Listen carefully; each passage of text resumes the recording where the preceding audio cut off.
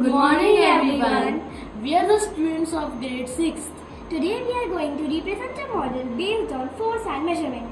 The name of this model is letter balance. Let's construct it. This is the top and this is the base.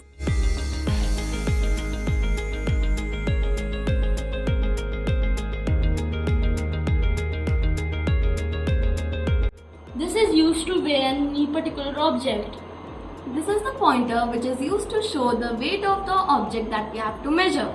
If we have to weigh something, we have to take anything to balance the weight. The wheel is used as a balancer. So let's try it. Here we have used a weight block. It's 30 grams. Now I am going to put the second weight block. It's 60 grams.